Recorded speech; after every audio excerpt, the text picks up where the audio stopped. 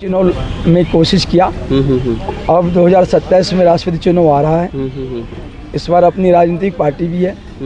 अभी विधानसभा चुनाव भी लड़ने जा रही हैं। हो सकता है कुछ विधायक जिताने में 100-200 विधायक जिताने में कामयाब हो जाऊं। मैं एक बार नामांकन की प्रक्रिया मेरी पूरी हो गई, एक्सेप्ट हो जाता है राष्ट्रपति का नामांकन, फिर जीत की बात होगी। तो नामांकन एक्सेप्ट हो गया, फिर जो हमारे सामने 1 या 2 कैंडिडेट रहेंगे, फिर हम उनसे जीतना हमारे लिए आसान रहेगा। उम्मीद है आपको कि आपका नामांकन दाखिल किया जाएगा? इस बार मेरी पूरी उम्मीद है, जो मेरी अपनी तैयारी है, जो मैं नामांकन एक्सेप्ट कराने में कामयाब हो जाऊंगा। और उसके बाद जो बीजेपी के पास में पूरी मेजोरिटी है राष्ट्रपति को चयन करने के लिए, मेजोरिटी सपोर्ट करने के लिए, मैं इनसे किसी भी रूप में, अपनी योग्यता के रूप में या अपनी आवश्यकता के रूप में या अपनी सक्षमता के रूप में भारतीय जनता पार्टी को या मोदी की सरकार जी की सरकार को ये मजबूर करूंगा जो वो मुझे राष्ट्रपति के लिए अपना कैंडिडेट घोषित करें। तो भावी राष्ट्रपति उम्मीदवार होने के नाते देश की जनता को कोई संदेश देना चाहेंगे आप? देश की जनता को तो यही है जो सबसे, यदि मैं राष्ट्रपति बनने के बाद गुलामी की इस शासन व्यवस्था से सबसे पहले मुक्ति दूंगा और मैकाले की शिक्षा व्यवस्था खत्म करूंगा, मैकाले की न्यायपालिका खत्म करूंगा, मैकाले की शासन व्यवस्था खत्म करूंगा। 21 कानून में 21 कानून नहीं, कानून ही गुलामी का पर्याय है। कानून ही भारत की गुलामी का दूसरा नाम है। इस कानून शासन व्यवस्था को खत्म करके, कानून खत्म हो जाएगा तो देश कैसे चलेगा? नहीं चलेगा।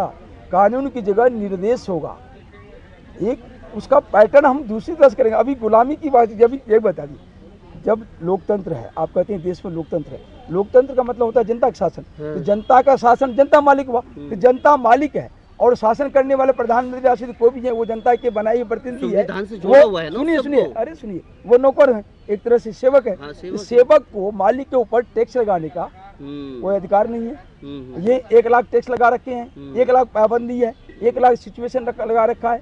ये सारी चीजें क्यों? उल्टा हमारे आने के बाद सारा व्यवस्था ही बदलेगा। इस शासन व्यवस्था को, ये जो कानून कहते हैं ना, कानून ही गुलामी का पर्याय है। इसको खत्म करके जनता को, हमारा है बम्बा महाराज नोटिया का सिद्धांत, श्रमदान, अंशदान, नवनिर्माण। सरकार चलेगी जनता के श्रमदान से चलेगी, जनता के अंशदान से चलेगी और नया निर्माण इसी हिसाब होगा। ये नहीं तुम्हें टैक्स दो, नहीं टैक्स दोगे तो जेल में डालूंगा। ये तो है जबरन लूट, जैसे अंग्रेज लूटता था, दूसरे लूटते थे, ये लूट है। सबसे पहले तो लोगों को, तो जीएसटी को लूट मानते हैं? ये लूट, कोई प्रकार का टैक्स अगर जनता के ऊपर लगाया गया है वो लूट है, वो गुलामी का प्रतीक है। हमें शासन व्यवस्था चलाने के लिए ये लूट की व्यवस्था को खत्म करनी होगी। हमें मोदी जी आपको कैसे राष्ट्रपति के लिए नॉमिनेट करेंगे? मोदी जी राष्ट्रपति के लिए, उन्होंने तो सारे टैक्स तो मोदी जी द्वारा ऐसा है, मोदी जी नॉमिनेट करे या न करे ये तो बात की चीज है, लेकिन मैं अपने को उतना सक्षम जरूर कर लूंगा। 2027 जुलाई में चुनाव होगा, मैं इतने टाइम में इतना सक्षम करूंगा कि मेरे पास लोग आएंगे राष्ट्रपति के लिए। मैं अपन खुद ही को करूंगा बुलंद इतना।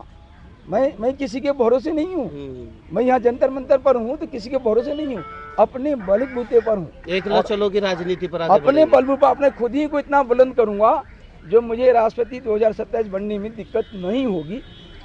प्रयास जारी है, लेकिन तो माना जा सकता है कि बम्बा महाराज के रूप में भारत को नया राष्ट्रपति 2027 में मिलेगा? बिल्कुल मानने के, जब मैं प्रयास कर रहा हूँ तो कुछ भी असंभव नहीं है।